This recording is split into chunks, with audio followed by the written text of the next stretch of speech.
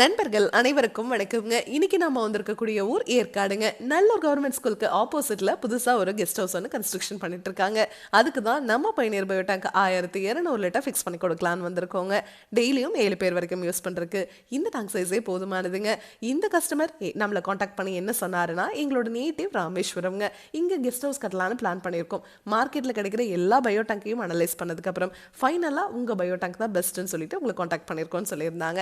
மார்க்கெட்ல கிடைக்கிற எந்த பயோ டேங்க் வாங்கினீங்கனாலும் சரி, பிளெயின்ஸாக இருந்ததுன்னா நீங்கள் 4 மாதத்துக்கு ஒரு முறை பாக்டீரியாவை ரீஃபில் பண்ணி ஆகணும். அதனோட காஸ்ட் 1500லேருந்து 2000 வரைக்கும் வரும். அதுவே ஹில் ஸ்டேஷனாக இருந்ததுன்னா நீங்கள் 2 மாதத்துக்கு ஒரு முறை பாக்டீரியாவை ரீஃபில் பண்ணணும். ஏன்னா மண் எப்போவுமே ஈரப்பதமாக இருக்குங்க. அதனால நீங்கள் அடிக்கடி பாக்டீரியாவை ரீஃபில் பண்ணிக்கிட்டே இருக்கிற மாதிரி தான் இருக்கும். ஆனால் நம்ம பயணியர் பயோ டேங்கை பொறுத்த வரைக்கும் இந்த டேங்கை நம்ம ரிஜிஸ்டர்ட் எஃப்ஆர்பி அப்படிங்கிற மெட்டீரியலில் பண்ணியிருக்கிறதுனால வெளியே இருக்கிற டெம்பரேச்சரை இந்த டேங்க் உள்ளே அப்சர்வ் பண்ணாதுங்க. அது ஹீட்டாக இருக்கட்டும் இல்லை சில்னஸாக இருக்கட்டும், எப்போவுமே ஈவனான டெம்பரேச்சர் டேங்குக்குள்ளே இருக்கிறதுனால பாக்டீரியா உள்ளேயே இனப்பெருக்கமாய்க்குங்க.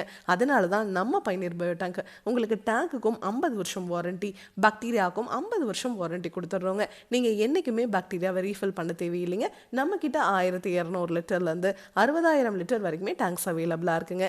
இந்தியா ஃபுல்லாகவே எல்லா இடத்துக்குமே இந்த டேங்கை நம்ம ஃபிக்ஸ் பண்ணி கொடுத்துட்ருக்குறோம். இதை பற்றி உங்களுக்கு இன்னும் டீட்டெயிலாக தெரிஞ்சுக்கணும், இதனோட ஃபுல் வீடியோ உங்களுக்கு தேவைப்படுது அப்படின்னா மட்டும் பயணியர் பயோ செப்டிக் டேங்க்குங்கிற யூடியூப் சேனலுக்கு போய் பாருங்கள். தேங்க்யூ.